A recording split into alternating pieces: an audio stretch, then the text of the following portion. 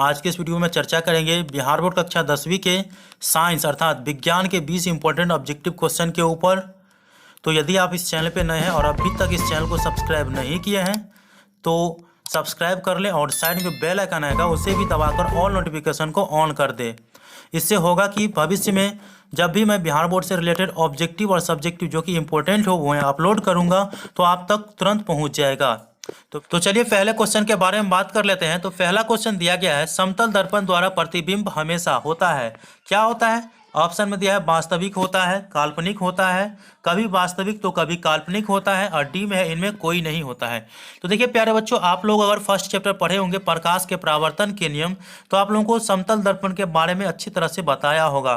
तो देखिए समतल दर्पण द्वारा जो प्राप्त प्रतिबिंब होता है ना वो काल्पनिक ही होता है। क्या होता है? काल्पनिक ही होता है। अगर विश्वास नहीं होता है तो आप लोग समतल दर्पण का मिरर ले लीजिएगा, ऐना ले लीजिएगा, उसमें आप लोग खड़ा हो जाइएगा। तो देखिएगा कि अगर राइट हैंड आप हिलाइएगा ना तो लेफ्ट हैंड में दिखाई देगा, राइट हैंड हिलाइएगा तो लगेगा कि लेफ्ट हैंड हिल रहा है।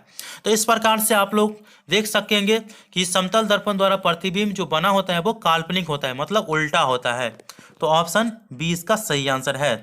उसके बाद दूसरा क्वेश्चन पूछा जा सकता है, किसी वस्तु का आवर्धित प्रतिबिंब बनता है। देख सकते हैं किसी वस्तु, कोई वस्तु का आवर्धित प्रतिबिंब बनता है। किससे बनता है? तो यहाँ पे अवतल दर्पण से, बी में है समतल दर्पण से, सी में है उत्तल दर्पण से, और डी में है सब प्रकार के दर्पण से। सबसे पहले तो ये नहीं होगा। उसके बाद यहाँ पे 3 ऑप्शन आप लोगों को दिया जाएगा, अवतल दर्पण से, समतल दर्पण से, उत्तल दर्पण से। तो समतल दर्पण से तो काल्पनिक प्रतिबिंब बनता है, तो ये भी नहीं होगा। इसके बाद 2 आ गया, अवतल दर्पण और उत्तल दर्पण। तो आप लोगों को याद रखना कि किसी वस्तु का आवर्धित प्रतिबिंब जो बनता है ना वो अवतल दर्पण से बनता है। किससे? अवतल दर्पण से। ऑप्शन ए इसका सही आंसर है। उसके बाद तीसरा क्वेश्चन दिया गया है, काल्पनिक प्रतिबिंब हमेशा क्या होता है? सीधा होता है, उल्टा होता है, तिरछा होता है, औंधा होता है। तो प्यारे बच्चों, आप लोगों को याद होगा कि काल्पनिक प्रतिबिंब जो होता है ना वो हमेशा के हमेशा आप लोगों का सीधा ही होता है। क्या होता है? सीधा होता है। तो इसीलिए ऑप्शन ए इसका सही आंसर है। उसके बाद यहाँ पे चौथा नंबर क्वेश्चन दिया गया है, अभिनेत्र लेंस की फोकस दूरी में परिवर्तन किया जाता है। किसके द्वारा? तो यहाँ पे देख सकते हैं पुतली द्वारा, दृष्टिपटल द्वारा, पक्षमावी द्वारा, परितारिका द्वारा। तो प्यारे बच्चों, ये आप नेत्र लेंस अगर पढ़े होंगे तो आप लोगों को याद होगा कि अभिनेत्र लेंस की जो फोकस दूरी को परिवर्तित करते हैं वो पक्षमावी द्वारा किया जाता है। किसके द्वारा? पक्षमावी द्वारा। इसके द्वारा आप लोग अपने नेत्र की फोकस दूरी को कम और ज़्यादा करते हैं। पक्षमावी जो आप जहाँ पे हम लोगों का आँख का जो ये भौं होता है वही उसी से हम लोग अपने नेत्र को आगे पीछे मतलब अपने हिसाब से रख नियंत्रण करते हैं। तो इसीलिए पक्षमावी उसे कहा जाता है। ऑप्शन सी इसका सही आंसर है। और रेटिना जो है दृष्टिपटल, इस पे हमारे किसी भी वस्तु का प्रतिबिंब बनता है। तो आप लोगों को ये चीज़ याद ही होगा कि किस पर किसी वस्तु का प्रतिबिंब बनता है, तो रेटिना अर्थात दृष्टिपटल पर। तो इस प्रकार से आप लोग तीसरा क्वेश्चन का आंसर, चौथा क्वेश्चन का आंसर याद रखेंगे कि अभिनेत्र लेंस की फोकस दूरी में परिवर्तन किया जाता है वो पक्षमावी के द्वारा किया जाता है। तो ऑप्शन सी इसका सही आंसर है। उसके बाद 5वां नंबर क्वेश्चन आप लोगों से पूछा जा सकता है। 5वां नंबर क्वेश्चन है, स्पेक्ट्रम में किस रंग की किरण का झुकाव अधिक होता है। तो प्यारे बच्चों, अगर आप लोगों को अधिक पूछे तो भी आप लोगों को बताना है और कम पूछे तो किसको बताना है ये मैं आप लोगों को अभी बता देता हूं। तो देखिए आप लोग पढ़े होंगे तीसरा चैप्टर प्रिज्म से रिलेटेड चैप्टर जो है फिजिक्स का, उसमें इसमें बताया होगा आप लोगों को कि ये त्रिभुजाकार एक प्रिज्म है। ठीक है, मान लीजिए एक प्रिज्म है। प्रिज्म में सूर्य की प्रकाश की किरणें जब पड़ती है तो वो 7 रंगों में स्पेक्ट्रम की तरफ विभक्त हो जाता है। क्या? स्पेक्ट्रम बन जाता है इसका 7 रंगों का। ये आप लोगों को बताया होगा। ठीक है, इसमें 7 रंगों के नाम भी याद करने के लिए बोला होगा, जिस प्रकार से आप लोगों को शॉर्टकट ट्रिक दिया होगा, बैजानी पिनाला, बैजानी पिनाला। तो नीचे से आप लोगों को कहा होगा कि बै जा नी ह पी ना, ऊपर वाला बताया होगा ला। तो इस प्रकार से क्या हो गया? बैगनी, जामुनी, नीला, हरा, पीला, नारंगी, लाल। तो 7 रंग हो गया। तो इसमें लिखिए किस रंग का झुकाव किस किरण का झुकाव सबसे अधिक होगा, ये पूछ रहा है। तो आप लोगों को जो सबसे नीचा रहेगा ना उसी का झुकाव सबसे अधिक होगा। तो इसीलिए बैगनी का झुकाव जो है वो सबसे अधिक है। अगर आप लोगों से पूछे कि किस किरण का झुकाव सबसे कम होगा तो रेड करना है, लाल करना है। क्या करना है? लाल। तो यहाँ पे फिलहाल पूछ रहा है अधिक, तो इसीलिए बैगनी। ऑप्शन डी इसका सही आंसर है। उसके बाद देखिए प्यारे बच्चों, छठा क्वेश्चन दिया गया है और इस क्वेश्चन का आंसर आप लोगों को कमेंट्स में देना है, क्योंकि मैं पांचवा क्वेश्चन आप लोगों को बता दिया हूँ। तो देखिए छठा क्वेश्चन है, स्पेक्ट्रम प्राप्त करने के लिए किसका उपयोग होता है? तो यहाँ पे है कांच की सिल्ली, उसके बाद अवतल दर्पण का, उत्तल लेंस का, प्रिज्म का। तो प्यारे बच्चों, मैंने आप लोगों को पांचवें क्वेश्चन में कुछ डिटेल में बताया हूँ, तो आप लोगों को याद हो गया होगा कि स्पेक्ट्रम किस प्रकार से प्राप्त किया जाता है। वो आप लोग इसका आंसर कमेंट बॉक्स में जरूर लिखिएगा। अगर सही आंसर आप लोग देते हैं तो मैं वेरी गुड और लाइक करूँगा आपके कमेंट को, और गलत आंसर देंगे तो भी लाइक करूँगा और उसमें आप लोगों का सही आंसर मैं आप लोगों को दे दूँगा। उसके बाद 7वां नंबर क्वेश्चन दिया गया है, 100 वाट का विद्युत बल्ब 250 वोल्ट के विद्युत मेन से जोड़ा जाता है। प्यारे बच्चों, इस क्वेश्चन को आप लोग आराम से ध्यान से देखिए कि 100 वाट का बल्ब है, कितना है? 100 वाट का बल्ब है, जिसे 250 वोल्ट के विद्युत बल्ब से मेन से, मतलब 250 वोल्ट के फेज से जुड़ा जाता है। तो बल्ब से जो प्रवाहित धारा होगा उसका मान क्या होगा, वो पूछ रहा है। तो आप लोगों को इस क्वेश्चन का आंसर याद रखना है कि जब भी इस तरह से क्वेश्चन रहे कि 100 वाट को 250 या कुछ भी वोल्ट से जोड़ा जाता है मेन फेज में, तो विद्युत बल्ब का मतलब किलो वाट क्या होगा। तो आप लोगों को याद रखना है कि विद्युत बल्ब का जो प्रवाहित धारा का मान होगा वो इस प्रकार से याद रखना है कि वाट बट्टा वोल्ट कर देना है। क्या करना है? वाट बट्टा वोल्ट कर देना है। उसके बाद आप लोग इसका डिवाइड कर लीजिएगा तो हो जाएगा यहाँ पे कितना, तो 0.4 एम्पियर। क्या हो जाएगा? 0.4 एम्पियर। तो इस प्रकार से आप लोग इस क्वेश्चन का आंसर जान गए कि 0.4 एम्पियर ऑप्शन बी में है। तो देखिए 100 में भाग दीजिएगा 250 से, तो आप लोगों का आंसर आ जाएगा। उसके बाद 8वां क्वेश्चन के बारे में बात कर लेते हैं। तो प्यारे बच्चों, 8वां क्वेश्चन आप लोग देख सकते हैं, जब किसी चालक तार से विद्युत धारा प्रवाहित होता है तो गतिशीलकरण होता है। तो किस में? यहाँ पे देख सकते हैं, परमाणु, आयन का, प्रोटॉन का, इलेक्ट्रॉन का। देखिए इस क्वेश्चन का आंसर आप लोग याद रखना पड़ेगा कि जब कोई चालक है, ठीक है, जिसमें तार से विद्युत धारा प्रवाहित होता है, तो गतिशीलकरण जो होता है ना, वो इलेक्ट्रॉन का होता है। किसका? इलेक्ट्रॉन का। ऑप्शन डी इसका सही आंसर है। विद्युत के चुंबकीय प्रभाव आप लोग पढ़े होंगे, तो इसमें आप लोगों को बताया होगा, तो इसीलिए आप इसको याद रखेंगे, इलेक्ट्रॉन का। उसके बाद 9वां नंबर क्वेश्चन, जो कि बहुत अच्छा क्वेश्चन है, इसे भी आप लोग याद रखेंगे कि किसी विद्युत बल्ब पर 220 वोल्ट तथा 100 वाट अंकित है। देखिए कोई बल्ब है जिसमें लिखा रहता है, बल्ब पर तो लिखा ही रहता है कि 100 वाट का 220 वोल्ट का अंकित है। जब इसे 110 वोल्ट पर प्रचलित करते हैं, मतलब 100, यहाँ पे देख सकते हैं कि 220 वोल्ट है, जबकि उसे 110 वोल्ट पर चलाया जाता है, तब इसके द्वारा उपयुक्त शक्ति कितनी होगी, किलोवाट कितना होगा, ये पूछ रहा है आपको। किलोवाट घंटा कितना होगा।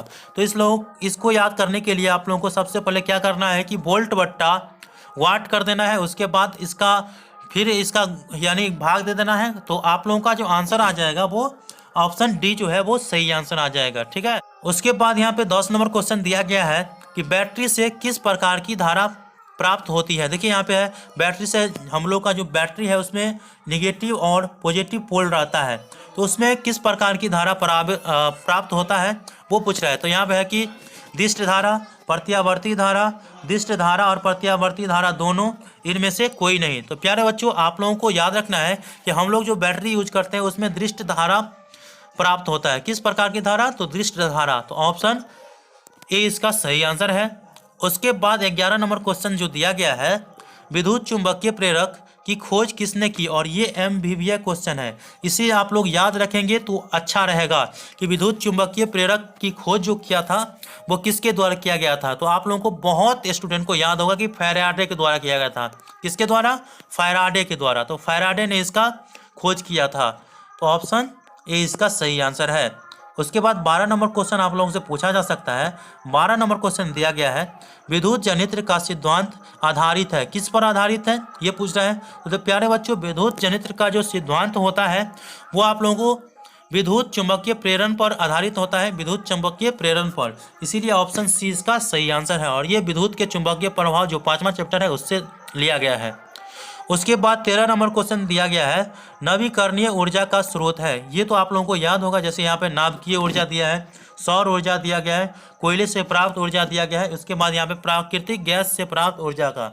तो प्यारे बच्चों इस क्वेश्चन का आंसर आप लोग कमेंट बॉक्स में जरूर दीजिएगा, क्योंकि आप लोगों को इस क्वेश्चन का आंसर याद होगा। ठीक है, तो कोयला तो होगा नहीं, उसके बाद प्राकृतिक गैस से प्राप्त ये भी नहीं होगा। अब यहाँ पे नाभिकीय ऊर्जा और सौर ऊर्जा, तो आप लोग अगर सही आंसर देते हैं तो आप लोगों को मैं बता दूँ कि आप लोग एक्स्ट्रा मार्क अर्न कर सकते हैं। तो आप लोग इसका आंसर कमेंट बॉक्स में जरूर दीजिएगा। और वैसे भी बहुत स्टूडेंट को याद हो गया होगा, वैसे अगर याद नहीं है तो मुझे कमेंट करके बता दीजिएगा कि सर 13 का आंसर क्या होगा, तो मैं आप लोगों को कह दूंगा। तो वैसे मैं 50-50 आप लोगों को बता दिया हूँ, ये नहीं होगा, ये नहीं होगा। अब नाभिकीय ऊर्जा होगा कि सौर ऊर्जा होगा, जो एक बार खपत होने के बाद पुनः पूर्ति किया जा सकता है, मतलब पुनः निर्मित किया जा सकता है, वो कौन सा ऊर्जा है? वो नवीकरणीय होता है। तो इसका आंसर आप लोग कमेंट बॉक्स में जरूर दीजिएगा। इसके बाद 14 नंबर क्वेश्चन दिया गया है, अनवीकरणीय ऊर्जा का स्रोत है। तो प्यारे बच्चों मैं आप लोगों को बता दूं कि अनवीकरणीय ऊर्जा यह होता है कि जिसे एक बार उपयोग करने पर दूसरे बार प्राप्त नहीं किया जा सकता, जैसे है जीवाश्म ईंधन, सौर ऊर्जा, पवन ऊर्जा, विद्युत ऊर्जा। तो प्यारे बच्चों मैं आप लोगों को बता दूं कि इसमें जितने भी ऊर्जा आप लोगों को दिखाई दे रहा है उसमें ये सभी नवीकरणीय दिखाई दे रहा है, लेकिन आप लोगों को सही आंसर जो याद रखना है वो आप लोगों का ए जो है जीवाश्म ईंधन। जीवाश्म ईंधन होता है जैसे करोड़ों वर्ष जो लकड़ियां होती है वो हमारी पृथ्वी के अंदर दब जाती है, तो वो क्या हो जाता है कि लकड़ियां जो होता है वो कोयले के आकार में परिवर्तित हो जाता है, तो हम लोगों का जीवाश्म ईंधन उसे कहा जाता है। तो इसीलिए कोयला को अगर एक बार हम जला देते हैं तो पुनः पूर्ति नहीं कर सकते हैं। इस प्रकार से जीवाश्म ईंधन जो होता है वो अनवीकरणीय ईंधन है, तो आप लोग इसे याद रखेंगे। उसके बाद 15 नंबर क्वेश्चन है, एक उत्तम ईंधन है। तो देखिए एक उत्तम ईंधन है, जैसे यहाँ पे दिया गया कोयला, लकड़ी, पेट्रोलियम, जैव गैस। तो प्यारे बच्चों आप लोगों को याद रखना है कि एक उत्तम जो ईंधन है वो जैव गैस है। क्या है? जैव गैस। तो जैव जिसे नवीकरणीय गैस बोलते हैं वही हुआ, तो ऑप्शन डी इसका सही आंसर है। ठीक है, 16 नंबर क्वेश्चन दिया गया है, जस्ता तथा तनु हाइड्रोक्लोरिक अम्ल की अभिक्रिया के फलस्वरूप। देखिए जस्ता और तनु हाइड्रोक्लोरिक अम्ल के अभिक्रिया के फलस्वरूप इसमें से कौन सा गैस बनता है? तो प्यारे बच्चों आप लोगों को याद रखना है कि जस्ता से जब तनु हाइड्रोक्लोरिक अम्ल HCl जो है वो अभिक्रिया करेगी तो उसमें जो प्राप्त गैस जो होगा ना वो आप लोगों का H2 होगा, मतलब हाइड्रोजन होगा। हाइड्रोजन गैस जो है वो परिवर्तित हो जाएगा। तो आप लोगों को ऑप्शन सी आंसर याद रखना है। उसके बाद 17 नंबर क्वेश्चन दिया गया है, कोई तत्व ऑक्सीजन के साथ अभिक्रिया कर उच्च गलनांक वाला यौगिक निर्मित करती है। देखिए जैसे यहाँ पे कोई वस्तु है जो ऑक्सीजन से अभिक्रिया करता है तो उच्च गलनांक वाला यौगिक प्राप्त करती है, तो यह यौगिक जल में विलय है, यह तत्व हो सकता है। तो कौन सा वह वस्तु है, तत्व है जो जल यहाँ पे ऑक्सीजन से अभिक्रिया करता है तो उच्च गलनांक प्राप्त करता है? तो प्यारे बच्चों आप लोगों को याद रखना है कि कैल्शियम जो है ना वो ऑक्सीजन से अभिक्रिया जब करता है तो उच्च गलनांक वाला तत्व निर्मित करता है। तो ऑप्शन ए इसका सही आंसर है, कैल्शियम। उसके बाद 18 नंबर क्वेश्चन आप लोगों को पूछा जा रहा है कि निम्नलिखित अभिक्रियाओं में अपघटन की अभिक्रिया कौन है? तो प्यारे बच्चों आप लोगों को याद रखना है कि निम्नलिखित अभिक्रिया में अपघटन की जो अभिक्रिया है जिसमें अपघटन जो होता है वो ऑक्सीजन गैस का जो है बहाव करता है, मतलब अलग करता है। तो आप लोग ऑक्सीजन गैस का अलग कौन किया है? तो यहाँ पे देख सकते हैं ये तो है जल का किया है, उसके बाद ये भी नहीं किया गया है। इसमें यहाँ पे ऑप्शन सी जो देख रहे हैं आप, ऑक्सीजन गैस का जो है अपघटित किया है, तो ऑप्शन सी इसका सही आंसर है। उसके बाद 19 नंबर क्वेश्चन दिया गया है, और प्यारे बच्चों 19 नंबर क्वेश्चन बहुत ही इंपॉर्टेंट क्वेश्चन है, आप लोग इसे याद रखेंगे। मैं इस तरह से बताऊंगा कि आप लोगों को जिंदगी भर याद रहेगा।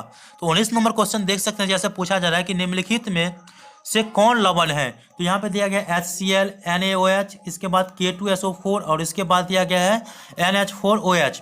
तो प्यारे बच्चों देखिए सबसे पहले आप लोगों को ये चीज़ याद रखना है कि जब किसी फॉर्मूला में H रहे, अकेला H रहे, तो आप लोग समझ जाइएगा कि वो जो होता है वो अम्लीय होता है। जब H रहे, H2 रहे, उससे नहीं मतलब है, लेकिन आप लोगों को H देखना है तो वो अम्लीय होता है। ठीक है, वो जो पदार्थ होंगे वो अम्लीय होगा। उसी प्रकार से जिस भी फॉर्मूला में आप लोग OH एक साथ देख लीजिएगा, OH एक साथ देख लीजिएगा तो आप लोग इसे याद रखिएगा क्षारीय। क्या याद रखेंगे? क्षारीय। और जब भी किसी फॉर्मूला में NaCl देखिएगा, K2 देखिएगा, तो आप लोग समझ जाएगा कि वो जो फॉर्मूला होगा वो लवण अर्थात नमकीय होगा। तो नमक का सूत्र क्या होता है? NaCl होता है। तो Cl जब भी रहेगा तो भी होगा और K2 रहेगा वो भी वही होगा। तो लवण होगा, नमक होगा। तो प्यारे बच्चों यहाँ पे देखिए पहला जो है HCl, तो H जो है वो आप लोग समझ गए होंगे कि ये अम्ल है, OH इसमें है तो क्षार है, OH इसमें है तो क्षार है। इसके बाद K2SO4 जो है ना वो लवण है, स्वाद में ये नमकीन होता है, इसीलिए ऑप्शन सी इसका सही आंसर है। तो आशा करता हूँ कि आप लोगों को अम्ल, क्षार, लवण पहचानने का सही तरीका याद हो गया होगा।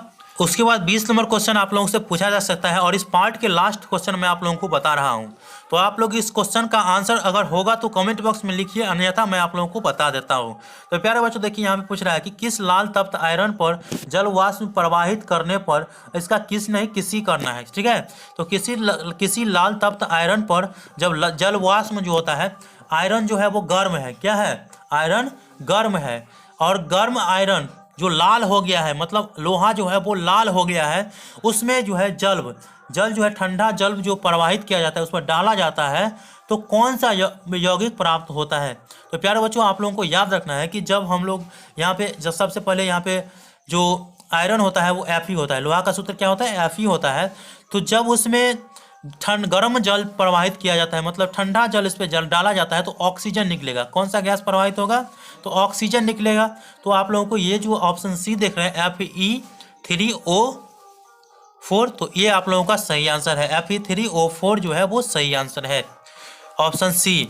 तो इस प्रकार से हम लोगों ने जाना बिहार बोर्ड कक्षा 10वीं के साइंस के 20 इंपॉर्टेंट ऑब्जेक्टिव क्वेश्चन। तो आप लोगों को यदि 20 में से कितना याद था वो हमें कमेंट बॉक्स में जरूर लिखिए। जानकारी अच्छा लगा तो वीडियो को लाइक करिए, चैनल को सब्सक्राइब करिए। मिलते हैं अगले वीडियो में, तब तक के लिए धन्यवाद। जय हिंद, जय भारत।